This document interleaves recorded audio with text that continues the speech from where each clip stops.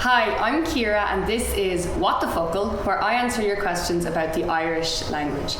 And in this video I'm going to be talking about Conradh na Gaeilge and what is it? So Lumsa and you, it's the studio. Aodhán Ó Deá. Oh, Conradh na Gaeilge, agus gur míle maith as bhain Fiberbit, Tom ansás the bhain seo agus hat chun gach rún agus scéal fi Conradh na Gaeilge in seachtain. Sinné go díreach. So Conradh na Gaeilge is kind of the main Irish language organisation to promote and protect the language. That's I suppose our job, and we've been around for 126 years now, since 1893. We're here in number 6 Harcourt Street. How long has the Conradh been here? So we've been here over 50 years now. It's a very historic building. It was the headquarters of Sinn Féin back when Sinn Féin would have been influential in setting up the government, and it was gifted to Conradh na Gaeilge in 1966 as part of the 50-year celebrations.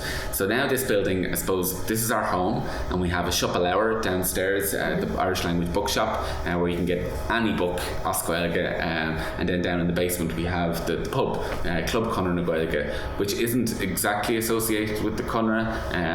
It's its own separate organisation and pub, if anyone's giving out about anything, or if anyone loses, wash your hands of that. If anyone loses a coat, questions can be directed to the pub downstairs. There's a radio studio. There's a radio station upstairs, Radio Rero.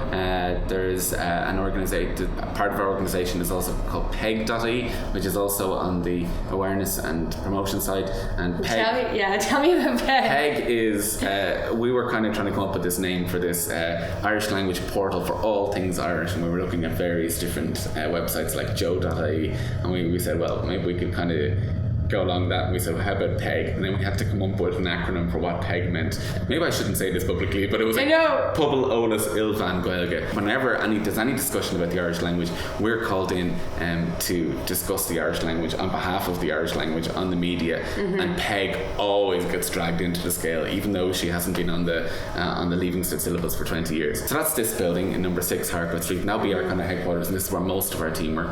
But we have an office in Belfast, we have an office in Newry, and we have an office in Gaeilge in Galway as well. Agus Conradh should like gach. So Arish and to Gaelra different. There's two different kind of strands to the organisation. The promotion side, which would be your Seachtain na Gaeilge and Feachtas Fasachta, or kind of awareness campaigns.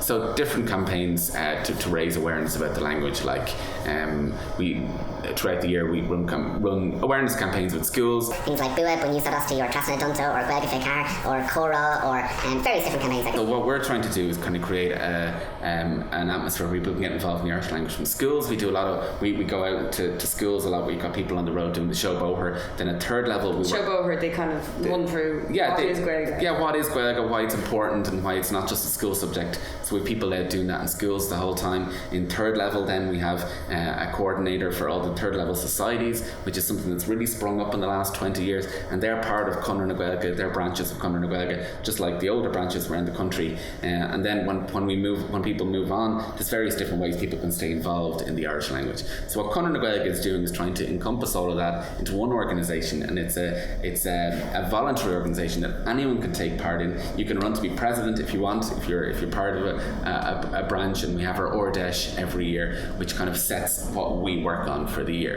Even things like the fáinne, the badge to show you speak a bit Irish, and the other side is the protection side, which is more about lobbying and looking at things going through the government, north and south.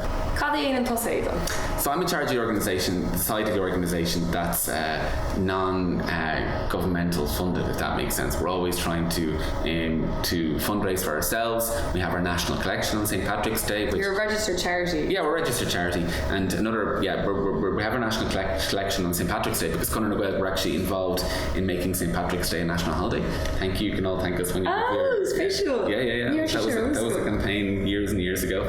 So we have our national collection that day. We've got other fundraising campaigns throughout the year, and I'm generally in charge of the image of the organisation and how we portray ourselves publicly. And the kind of the schools, the third level, all that kind of side of the organisation, we kind of do for ourselves, and the shuffle hour, where we're trying to always increase our income any way we can so we can stand on our own feet.